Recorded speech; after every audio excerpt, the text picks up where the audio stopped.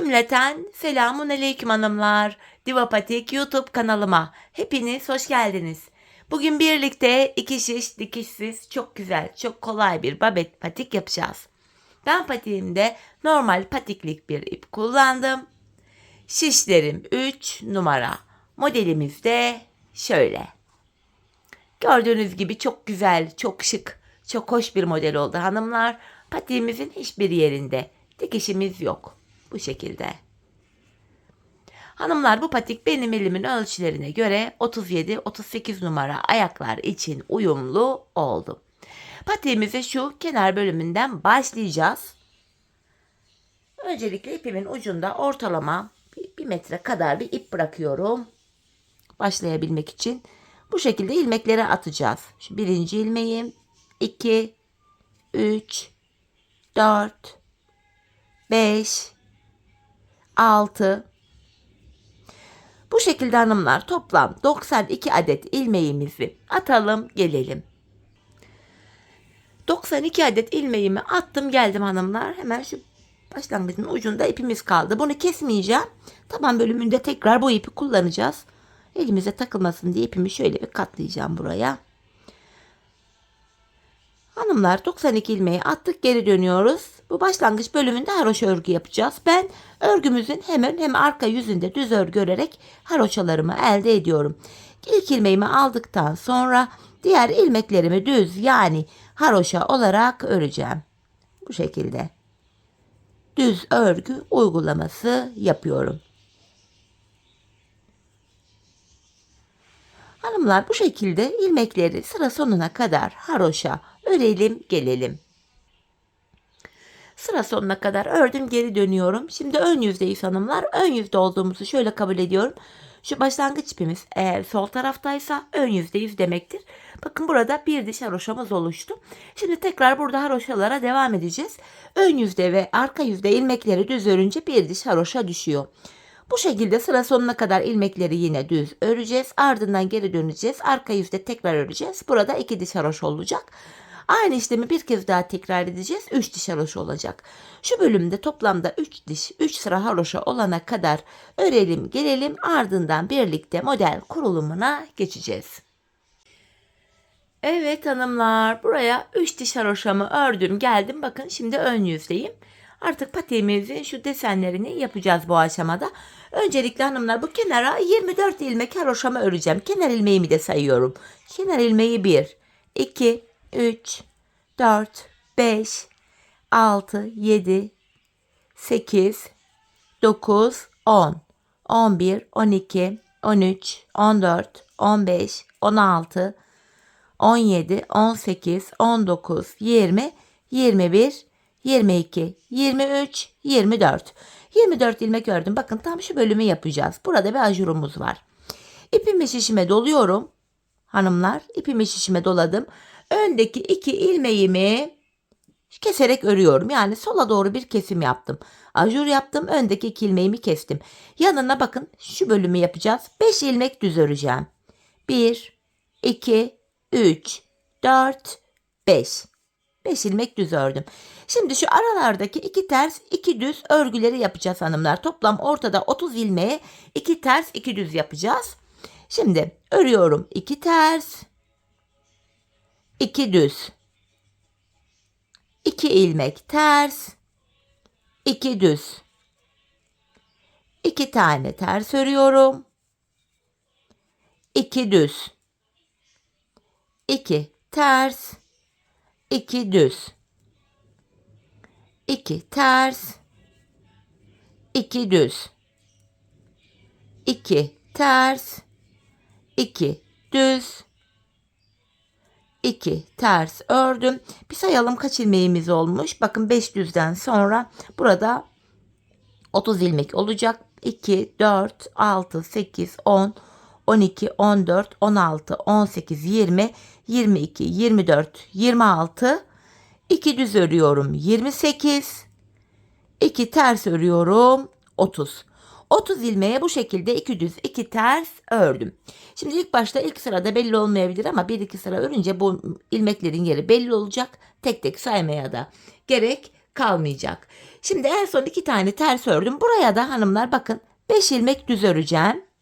1, 2, 3, 4, 5.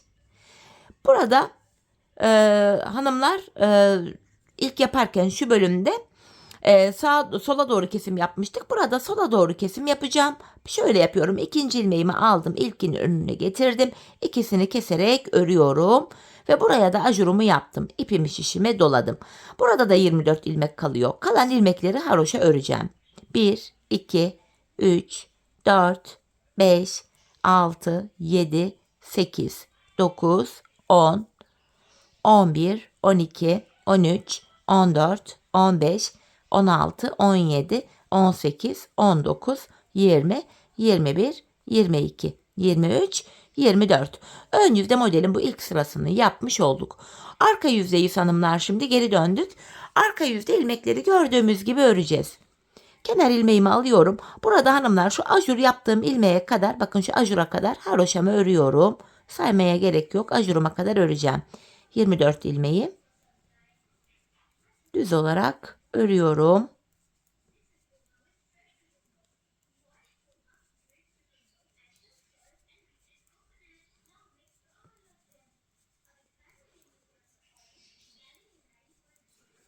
Evet, bakın ajuruma kadar ördüm. Ajurlu ilmeklerimiz de haroşa oluyor. Ajurumu da yine düz ördüm. Haroşa düşüyor. Diğer ilmekleri ters öreceğim. Bakın kesim yaptığım ilmek ters örüyorum.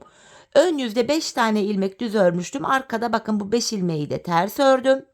Şimdi 2 ters 2 düzlere geldik. Burada ilmekleri gördüğümüz gibi öreceğiz. 2 düz ilmek öreceğim. Ön yüze ters düşecek. Bakın 2 düz. Yanında 2 tersim var. 2 ilmek düz. 2 ters. Aradaki 2 düz 2 tersleri böyle gördüğümüz gibi örüyoruz hanımlar. 2 düz. 2 ters. 2 düz. 2 ters. İlmekleri bu şekilde öreceğiz. Ortadaki 30 ilmeği.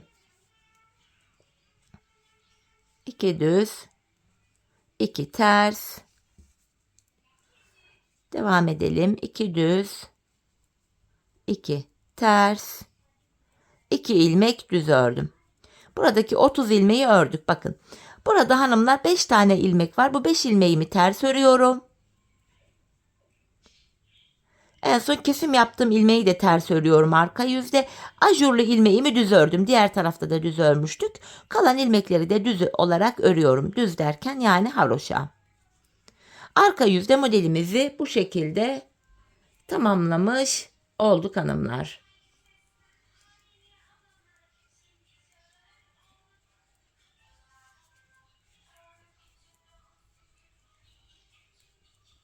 Sonuncu ilmeğimi de ördüm. Şimdi ön yüzde modelde ikinci sıramızı yapacağız. Bu sıramızda hanımlar bu defa 25 ilmek öreceğiz. Bir önceki sırada 24 ilmek örmüştük. Burada şu ajurlu olan ilmek dahil 25 ilmeğimizi öreceğiz hanımlar. Şu kenar ilmeğinden sonra sayarak gideceğiz. Buraya 25 adet haroşamızı örelim gelelim. 25 haroşamı ördüm geldim hanımlar. Ardından tekrar ajur yapıyorum. İpimi şişime doladım. Yine öndeki 2 ilmeğimi kesiyorum. Bu şekilde.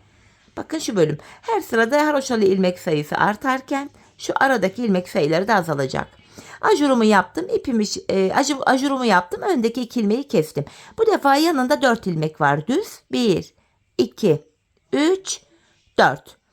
4 ilmeğimi ördüm. Şimdi şu aradaki 2 ters, 2 düz 30 ilmeğimizi yine aynı şekilde örüyorum. 2 ters, 2 düz. 2 ters, 2 düz. 2 ters, 2 düz. 2 ters, 2 düz. 2 ters, 2 düz. 2 ters, 2 düz. 2 ters, 2 düz, 2 ters. 2 tersimi ördüm bakın. Şimdi geldik bakın burada bir önceki sırada 5 ilmek düz örmüştük. Şimdi buraya 1, 2, 3, 4 ilmek düz örüyorum hanımlar. Burada da 4 ilmek düz örmüştük bu sırada. Ardından şimdi öndeki 2 ilmeği alacağım. Sağa doğru kesim yapıyoruz. İkinci ilmeği ilkinin önüne bırakıp ikisini kesiyorum. ipimi şişime doladım. Burada da 25 haroşamız kalıyor. Kalan 25 haroşamızı hanımlar sıra sonuna kadar örelim gelelim. Evet, sıra sonuna kadar ördük. Şimdi arka yüzdeyiz hanımlar. Arka yüzde yine ilmekler gördüğümüz gibi örülecek. Arka yüzdede hanımlar bir önceki sırada olduğu gibi şu ajuru da yine düz haroşa olarak öreceğiz. Aradaki şu ilmekler ters örülecek. 2 düz 2 ters ilmekleri de yine gördüğümüz gibi öreceğiz. Diğer tarafta da yine aynı şekilde şu aradaki 4 ilmek ters örülüyor. Kesim yaptığımızda ters örülecek. Ajur yaptığımız ilmek, yani şu kenardaki ilmekler tamamen haroşa örülecek. Arka yüzde ilmekler gördüğümüz gibi örülüyor. Bu şekilde sıra sonuna kadar arka yüzde örelim gelelim. Arka yüzde hanımlar ilmeklerimi gördüğüm gibi ördüm geldim. Şimdi modelde yeniden ön yüzdeyiz. 3. sıradayız. Bir önceki sırada 24 haroşa örmüştük. İkincide 25 ördük. 3. sırada kenar ilmeği ile birlikte toplam 26 haroşamızı öreceğiz. Bu şekilde 26 ilmek haroşamızı örelim gelelim. Evet, 26 ilmek haroşamı ördüm hanımlar. Tekrar bakın, yeniden ajurumu yapıyorum. Öndeki 2 ilmeğimi kesiyorum. Bu defa burada 3 düz ilmek kaldı. 3 düz ilmeğimi ördüm. Şimdi arada 30 tane 2 ters 2 düz ilmeğimiz var. Bu 2 ters 2 düz ilmeklerimizi yine aynı şekilde örüyoruz. Bu aradaki 2 ters 2 düz 30 ilmeğimizi de yine gördüğümüz gibi örelim gelelim hanımlar. Evet hanımlar, aradaki 2 ters 2 düzlerimi ördüm. Bakın burada yine düz ilmeklere geldik şuradaki. Buraya da 3 ilmek düz öreceğim bu sırada. Diğer tarafa da 3 düz örmüştük. Ardından öndeki 2 ilmeği sağa doğru kesiyorum. İkinci ilmeği ilkin önüne getirip ikisini kestim. Ajurumu yapıyorum. Kalan 26 ilmeğimizi yine haroşa olarak örelim gelelim. Evet, haroşalarımı ördüm geldim hanımlar. Tekrar arka yüzdeyiz. Arka yüzde yine ilmekler haroşa olacak. Bakın burada şu ajur yaptığımız ilmek de haroşa olacak. Aradaki bu ilmekleri arka yüzde ters öreceğiz. 2 ters 2 düzleri yine gördüğümüz gibi öreceğiz. Bu şekilde sıra sonuna kadar arka yüzde ilmekleri örelim. Ön yüzde buluşalım. Evet, arka yüzde yine ilmeklerimi ördüm geldim hanımlar. Ön yüzde modelde şimdi 4. sıramızı yapacağız. İlk sırada 24, ikincide 25, üçüncüde 25 ilmek haroşa örmüştük. Üçüncüde 26 ilmek haroşa örmüştük. Dördüncüde 27 ilmek haroşamızı öreceğiz kenar ilmeğiyle birlikte. 27 ilmek haroşamızı yine örelim gelelim hanımlar. Evet, 27 ilmek haroşamı ördüm. Hemen yine ajurumu yapıyorum. Öndeki 2 ilmeğimi kestim. Burada 2 ilmek düz kaldı. 2 düzümü örüyorum. Tekrar aradaki 30 ilmek 2 ters 2 düzümüz var. Yine bunu bu şekilde bu bölüme kadar 2 ters 2 düz örelim gelelim. Evet hanımlar, aradaki 2 ters 2 düz ilmeklerimi ördüm. Bakın şurada yine bu düzlü bölüme geldik. Diğer tarafa 2 düz örmüştük. Buraya da 2 tane düz örüyorum. Bu defa öndeki 2 ilmeği yine sağa doğru kesim yapıyorum ve ipimi şişime doladım. Kalan 27 ilmeğimizi yine haroşa olarak örelim gelelim. Evet, ilmeklerimi ördüm. Geri dönüyorum hanımlar. Yine arka yüzde yapacağımız işlem aynı. Şu ajurlu artırma ilmeğimizi de düz öreceğiz. Kalan ilmekleri de yine gördüğümüz gibi sıra sonuna kadar örelim. Arka yüzde sırayı tamamlayıp gelelim. Evet hanımlar, arka yüzde ilmeklerimi ördüm. Şimdi tekrar ön yüzdeyiz ve modelde 5. sıramızı yapacağız. Bu 5. sıramızda da kenara 28 ilmek haroşa öreceğiz. Hanımlar, yine 28 ilmek haroşamızı örelim gelelim. 28 haroşamı ördüm. Tekrar ajurumu yapıyorum. Öndeki 2 ilmeğimi kestim.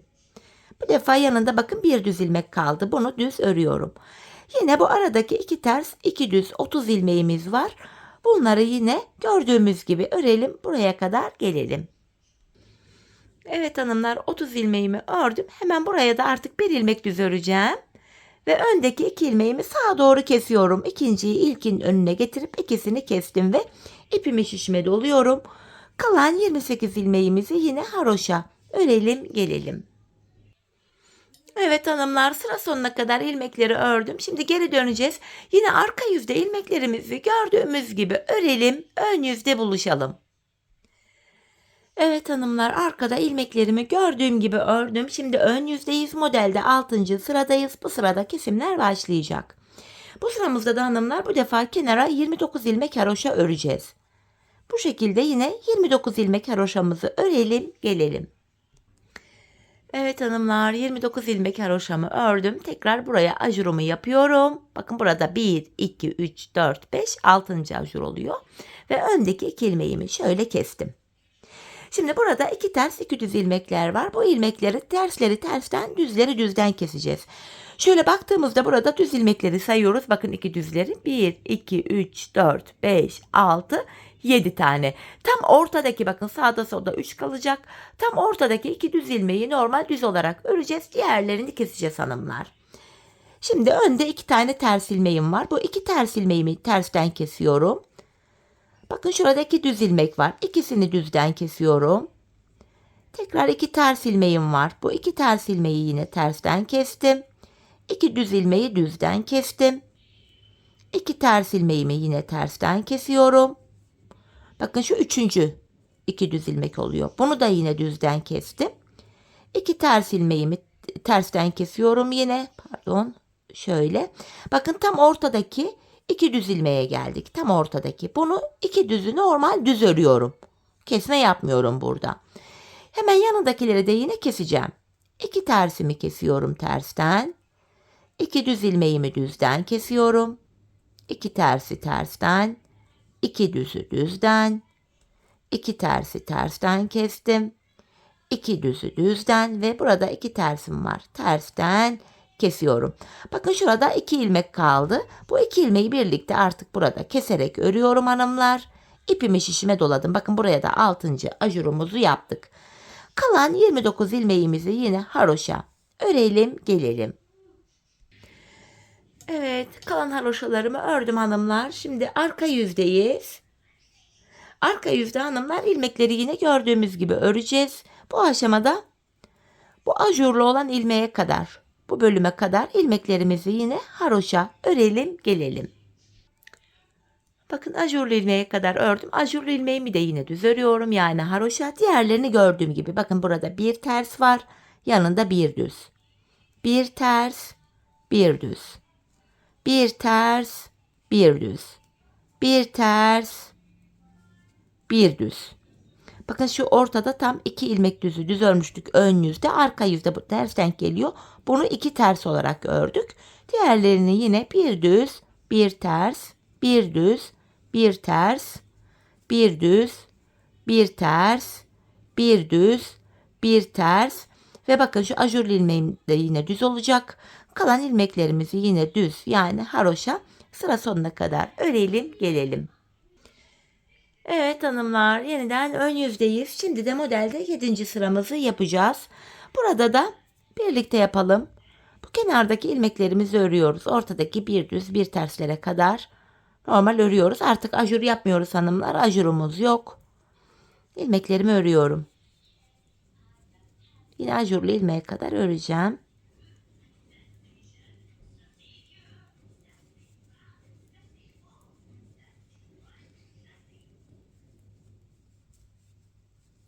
Evet, bakın şuradaki ajurlu ilmeğim. Bunu da yine ördüm. Burada bir düz bir ters ilmeklerimiz var. Yine aynı şekilde örüyorum. Bir düz, bir ters. Bir düz, bir ters. Bir düz, bir ters. Devam ediyorum. Bir düz, bir ters. Bakın ortadaki 2 düz ilmeğime kadar geldim tam ortaya.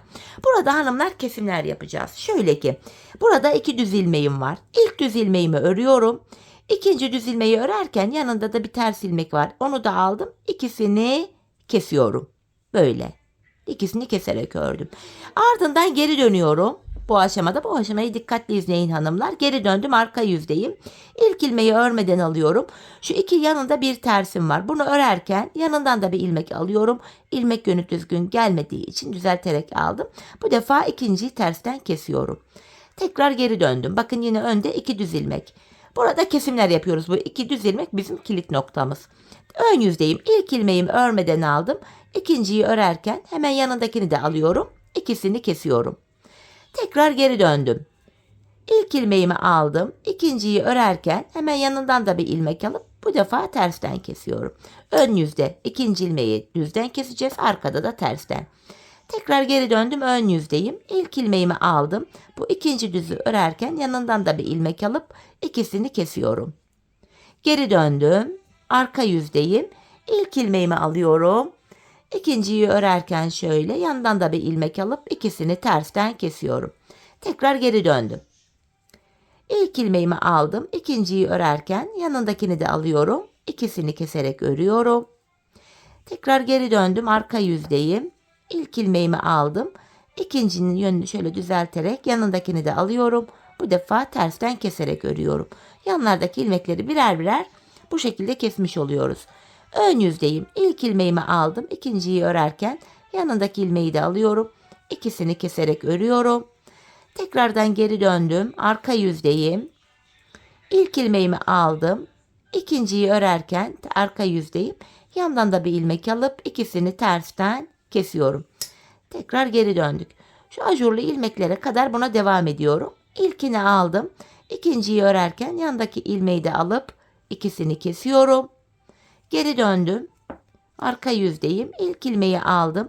İkinciyi örerken yanındakini de alıp tersten kesiyorum. Tekrar geri döndüm, ön yüzdeyim. Bakın ajurlu ilmeklere de az kalmış. İlk ilmeğimi aldım. İkinciyi örerken yanındaki ilmeği de alıp kesiyorum. Geri döndüm, arka yüzdeyim. İlk ilmeğimi aldım. İkinciyi örerken yanındaki ilmeği de alıp ikisini bu defa tersten kesiyorum. Tekrar geri döndük hanımlar. Ön yüzdeyiz. İlk ilmeğimi aldım. İkinciyi örerken bakın yanındaki bir ilmeği de alıp ikisini kesiyorum. Tekrar geri döndüm hanımlar. Yine ilk ilmeği aldım. İkinciyi örerken yanındakini de alıp ikisini tersten kesiyorum. Tekrar geri döndük hanımlar. Bakın buralarda son birer ajurlu ilmek kaldı. Bakın ajurlu ilmekler buraydı. Onun üstündeki ilmekler şuralar. Yerleri belli. İlk ilmeğimi alıyorum. Yine ikinciyi örerken bu ilmeği de alıp ikisini kestim. Tekrar geri dönüyorum. İlk ilmeğimi aldım. Yine ikinciyi örerken bu defa yanındakini de alıp bakın en son ajurlu ilmek de burada. Bunu da kesiyorum. Şimdi geri döndük hanımlar. Bakın ortada kesimlerimizi yaptık. Şöyle şeklimiz burada oluştu. Modelin püf noktası burasıydı. Şimdi burada arada delik bir görüntü oluşmasın diye ipi kendime doğru alıyorum. Sol şişimden bir ilmek şöyle sağ şişime aktardım. İpimi şöyle aradan dolandıracağım burada. Yanda delik görüntü oluşmasın diye. Bu ilmeğimi tekrar sağ şişime geri aldım. Şimdi bu ortadaki iki düz ilmeğimi yine düz örüyorum. Bu kalan ilmeklerimizi de sıra sonuna kadar haroşa öreceğiz artık bu şekilde. Sıra sonuna geleceğiz. Haroşalarımızı sıra sonuna gelene kadar örelim, gelelim hanımlar. Evet hanımlar, sıra sonuna kadar haroşa ilmeklerimi ördüm, geldim. Şimdi geri dönüyoruz artık. Arka yüzdeyiz. Yine arka yüzde ilmekler gördüğümüz gibi örülecek. Kenarlardaki haroşa ilmeklerimiz haroşa örülüyor. Ortadaki iki düz ilmeğimiz var. Sadece o iki düz ilmeği arka yüzde ters olarak öreceğiz. Bakın ortadaki iki düz ilmeğimiz zaten yeri belli. İşte şurası. Sadece bunu ters örelim. Kalanları sıra sonuna kadar haroşa örelim, gelelim. Sıra sonuna kadar ilmeklerimi ördüm. Şimdi geri dönüyoruz hanımlar. Artık şu bilek bölümünde lastik bölümü yapacağız. Lastiği öreceğiz. Burada iki düz iki ters lastik uygulaması yapacağız. Kenar ilmeğinden sonra hanımlar ilmeklerimi bakın kenar ilmeğimi aldım. Ardından iki ilmek düz, iki ilmek ters örüyorum. Burada dikkat edin, aynen benim gibi başlayın. Ortadaki şu iki düz ilmek burada da iki düz olarak devam edecek. Model bütünlüğü burada sağlanacak bu şekilde. İki ters örmüştüm. Yanına iki düz örüyorum. İki ters. Devam ediyorum. İki ilmek düz. İki ters. İki ilmek düz. İki ters. İki düz. İki ters. 2 düz, 2 ters, 2 ilmek düz, 2 ilmek ters. Bakın ortadaki 2 ilmek yine düz denk geldi. Burada model bütünlüğü sağlandı. 2 düz ördük. Devamında 2 ters diye devam edecek. 2 ters, 2 düz. Yine sıra sonuna kadar örelim, gelelim hanımlar. Evet, sıra sonuna kadar 2 düz 2 ters lastiğimi ördüm hanımlar. Böyle ön yüzde bir sıra lastik örmüş olduk. Şimdi lastiğe arka yüzde de devam edeceğiz. Yine ilmekler gördüğümüz gibi örülecek. Kenar ilmeğimi aldıktan sonra ilmeklerime bakıyorum. Bakın önde 2 ters ilmeğim var. 2 ters örüyorum. 2 düzümü düz örüyorum. Bu da arka yüzde lastikte ikinci sıramız oluyor. Tekrar 2 ilmek düz örüyorum. 2 ilmek ters. 2 düz. 2 ilmek ters. Bu şekilde yine sıra sonuna kadar gideceğiz. Bu da lastikte ikinci sıramız olacak. Ardından tekrar ön yüzde aynı işlemi yapacağız. 3 sıra, tekrar arka yüzde yapacağız. 4 sıra, böyle devam edecek. Hanımlar, ben bu patiğimin şu bilek bölümüne toplamda 10 sıra lastik ördüm. 10 sıra bu lastik işlemini tekrar ettim.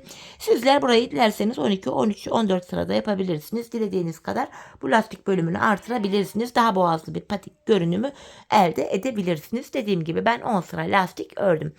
Şimdi hep birlikte patiğimizin bu boğaz kısmını da tamamlayalım. Ardından buluşalım hanımlar. Evet hanımlar, patiğimin bu bilek kısmına toplamda 10 sıra lastiğimi ördüm geldim. Artık hanımlar ilmeklerimizi keseceğiz burada. İkişer ikişer toplayarak kesimimizi yapacağız. Çok sıkı bir kesim yapmayalım, çok gevşek de değil. Biraz esnek bir kesim olsun hanımlar. Ayak patiğe rahat girsin. Buna dikkat edelim. Bu şekilde ilmeklerimizin tamamını kesiyoruz.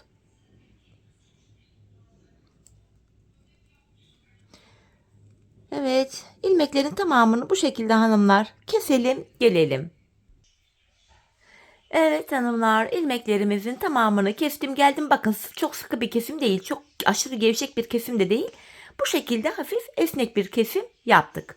Burada bir ilmeğimiz kalmıştı. Bu ilmeği hanımlar şöyle zincir atacağım buraya. Şöyle 2 tane bu kenarımıza sıkı bir zincir attım. İpimizi kesiyorum. Bu şekilde patiğimizin bu bilek boğaz kısmını tamamlamış olduk hanımlar. Şimdi şu başlangıç yerinden itibaren bakın ipimiz vardı burada. Şimdi bu ipimizi açacağız. Bu ip ile patiğimizin tabanını yapmaya başlayacağız. Şimdi hemen ipimi açacağım. Öncelikle buraya düğümlemiştim. Sonrasında ipimi tekrar ipimin ucuna düğümleyeceğim. Hanımlar, patiğimize 92 ilmek olarak başlamıştım. 92 ilmek başladığım yerden şöyle bakın. İlk ipin geldiği yer, ilk yer. Buraya şişimi takarak buradan ilk ilmeğimi çıkarttım. 92 ilmek başladığımız yerden başlangıç yerlerine ilmeğin iki kanadına birden girerek tekrar 92 ilmek çıkartıyoruz bu şekilde. Bakın ön yüzden itibaren şöyle ilmeklerimizi çıkartacağız buradan. 6 ilmeğim oldu. 7, 8, 9, 10, 11, 12. Bu şekilde çıkaracağız tabanımız için ilmeklerimizi. Bu uçtan şu diğer uca kadar toplamda 92 ilmeğimizi çıkaralım gelelim hanımlar. Evet, diğer uca kadar 92 ilmeğimi çıkarttım. Şimdi geri dönüyorum. Arka yüzdeyim. Kenar ilmeğimi aldıktan sonra arka yüzde ilmeklerimizin tamamını sıra sonuna kadar yine haroşa olarak örelim gelelim. Evet hanımlar, ilmeklerin hepsini ördüm geldim. Şimdi tabanımıza başlayacağız burundan itibaren. Şişimde 92 ilmeğim var. Buruna 8 ilmek ayırıyorum hanımlar.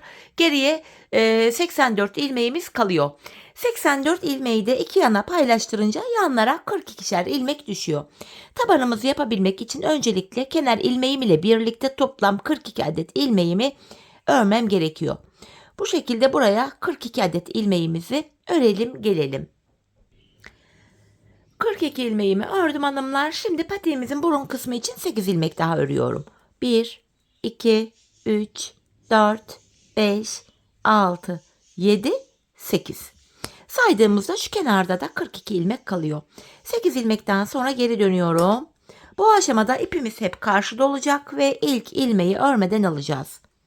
Şu ikinci ilmeğim 3, 4, 5, 6, 7, 8. Tekrar geri dönüyorum. Buraya 8 ilmek ile bir diş haroşa oluşturduk. Hanımlar, buruna 8 ilmek ile başladık. Bu tabanımız 14 ilmek olana kadar her sırada yanlardan birer ilmek örerek ortaya ekleyeceğim. İpim karşıda, ilkini örmeden aldım. Öncelikle 8 ilmeğimi öreceğim. 4, 5, 6, 7, 8. Bir ilmek de yandan alarak örüyorum. 9. Geri döndüm. Tekrar ipim karşıda. İlk ilmeği örmeden aldım. 9 ilmeğimi öreceğim. 3, 4, 5, 6, 7, 8, 9. Bir ilmek de yandan örerek ortaya aldım. 10 oldu. Geri dönüyorum. Yine ip karşıda. İlkini örmeden aldım. 10 ilmeğimi öreceğim. 4, 5, 6, 7, 8, 9, 10. Bir ilmek yandan örerek ortaya ekledim. 11. Geri dönüyorum. İpim karşıda, ilkini örmeden aldım. 11 ilmeğimi öreceğim. 4, 5, 6, 7, 8, 9, 10, 11. Bir ilmek de yandan örerek ortaya ekledim. 12. Geri dönüyorum. Yine ip karşıda, ilk ilmeğimi aldım. 12 ilmek öreceğim. 4, 5, 6, 7, 8, 9, 10, 11, 12. Bir ilmek de yandan örerek aldım. 13. Geri döndüm. Yine ilk ilmeğimi alıyorum. 13 ilmek öreceğim. 4, 5, 6, 7, 8, 9, 10, 11, 12, 13. Bir ilmek de yandan örerek aldım. 14. Tabanımızda şu anda 14 ilmek oldu. Artık 14 ilmek ile kesimleri başlatacağız hanımlar. Bu aşamada tabanda 14 ilmek var. 13'ünü öreceğim. 14'te kesim yapacağım. Bakın ipim karşıda, ilk ilmeği örmeden aldım. 2, 3, 4, 5, 6, 7, 8, 9, 10, 11, 12, 13. 14. ilmekte yanındakini de alıyorum. İkisini keserek örüyorum. Kesimden sonra geri dönüyorum. Tekrar ipimiz karşıda, ilk ilmeği aldık. 13 ilmek öreceğim. 3, 4, 5, 6, 7, 8, 9, 10, 11, 12, 13. 14. de kesimimi yapıyorum. Tekrar geri dönüyoruz hanımlar. Taban bu şekilde örülecek. Her sırada ilmek saymaya gerek yok. Taban ile kenar arasında bakın boşluk bir görüntü var. Tabanda son bir kalana kadar öreceğiz. Sonuncu da kesimi yapacağız. Saymadan gidiyorum. İlk ilmeğimi aldım. Haroşa örüyorum. Tabanda son bir ilmek kalana kadar. Bakın tabanımda son bir kaldı. Bunu örerken yandan da bir ilmek alıp ikisini kestim. Bu şekilde hanımlar taban 14 ilmek olarak örülecek. Biz bu kesme işlemine sağ ve sol taraftaki ilmekler bitene kadar devam edeceğiz.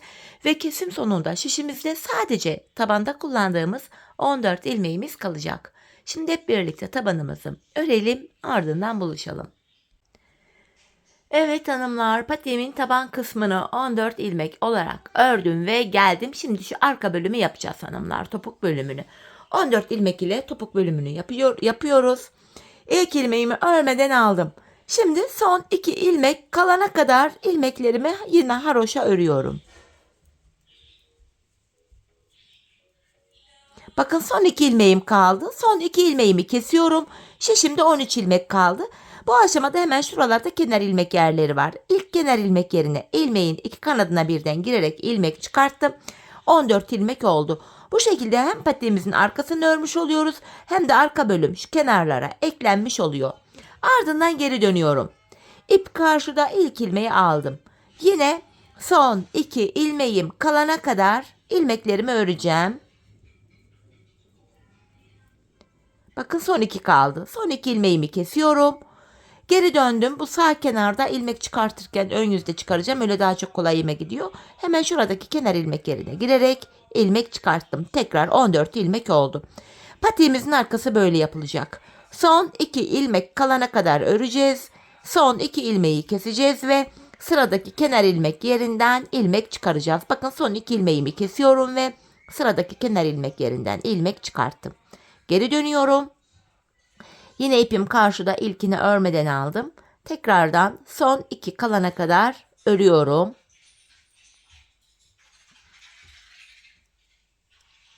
Son 2 ilmeğimi kestim ve geri dönüyorum. Bir sonraki kenar ilmek yerine girerek ilmek çıkartıyorum. Patiğimizin arkası haroşa olarak böyle yapılıyor. Hanımlar biz bu lastik bölüme kadar haroşa öreceğiz. Bakın şöyle Şu lastikli bölüme gelene kadar haroşa öreceğiz. Sonrasında da lastik bölümde yine lastik olarak öreceğiz. Boğazı model bütünlüğü sağlansın diye. Bu şekilde şu lastik olan bölüme gelene kadar patiğimizin arka bölümünü haroşa olarak örelim gelelim. Evet hanımlar, şu lastik bölüme gelene kadar ilmeklerimi haroşa ördüm geldim. En son şurada bakın kenar ilmek yerinden bir ilmek çıkartmıştım. Şimdi burada 2 düz 2 ters lastik yapacağız. Bu kenar ilmeğinden sonra yanına bir tane ters örüyorum. Devamında 2 düz 2 ters 2 ilmek düz 2 ilmek ters 2 düz. Bakın son ilmeklerim ters denk geldi. Son 2 ilmeği tersten kesiyorum. Ve yine sıradaki kenar ilmek yerine girerek ilmek çıkarttım. Geri dönüyoruz hanımlar. Lastik olarak böyle yapılıyor. Yine ip karşıda, ilkini örmedim. Yanında bir düzüm var. Bakın arkada gördüğüm gibi öreceğim. 2 ters, 2 düz, 2 ters, 2 düz, 2 ters. Son 2 ilmek düz denk geldi. Düzden kesiyorum. Geri döndüm ve sıradaki kenar ilmek yerine girerek yine ilmeğimi çıkarttım. Patiğimizin arka bölümü lastik olarak böyle yapılıyor. Bakın yandaki bir tersi ters ördüm. Tekrar 2 düz, 2 ters, 2 düz, 2 ters, 2 düz. Son 2 ilmeğimi tersten kesiyorum ve bir sonraki kenar ilmek yerinden ilmek çıkarttım. Lastik olarak arka bölüm böyle örülüyor. Son kenar ilmek yerlerine gelene kadar bu şekilde lastik olarak topuğunu tamamlayacağız. Şimdi bu şekilde patiğin topuk bölümünü tamamlayalım gelelim. Evet hanımlar, son kenar ilmek yerlerine gelene kadar topuk bölümünü de bitirdim geldim. Artık ilmeklerimizi şöyle kesiyoruz ikişer ikişer toplayarak. Hemen şurada bilek bölümünü bitirdiğimiz ipucu vardı. Şurada onu da gizleyerek götüreyim. Patiğimizi hanımlar böylece tamamlamış oluyoruz. Yine çok sıkı bir kesim yapmayalım dediğim gibi. Biraz esnek bir kesim olacak. İlmeklerin hepsini kesiyoruz. Son bir kaldı. Onu da kestim. Şu kenarda tümsek bir görüntü oluşmasın diye hemen şurada şöyle dibine batarak şöyle burayı düzledim. 2 tane de zincirimi çektim ve ipimizi kesiyorum. Hemen ipimizi gizleyelim hanımlar. Sonra bakalım patiğimize bir bütün olarak nasıl olmuş. Şöyle arka ilmek aralarına girerek ucumuzu gizliyorum. Evet. Bakın hanımlar, patiğimiz görüntü itibariyle şöyle. Duruşumuz bu. Haroşa örgü olduğu için gayet esnek, ayağı saran bir model. Bu şekilde. Hemen manken ayağıma da giydireyim. Birlikte ayağımızda da görelim. Çok güzel, çok şık, çok hoş bir patikti hanımlar. Örmesi de kolay, zevkli bir model. Dikişsiz olması itibariyle de oldukça kullanışlı, ayağı rahatsız eden bir yapısı yok. Ben çok beğenerek, çok severek yaptım. Umarım sizler de patiğinizi benimle birlikte beğenerek, severek yaparsınız. Yapacak olanlara da şimdiden kolay gelsin diyorum. Evet, patiğimiz şöyle. Bakın. Tabanımız, topuğumuz. Model bu şekil hanımlar. Evet, yine birlikte güzel bir modelin daha sonuna geldik. Umarım sizlere faydalı, hoş bir video olmuştur. Yeni modellerde, yeni videolarda buluşmak dileğiyle. Şimdilik hoşça kalın, sağlıcakla kalın.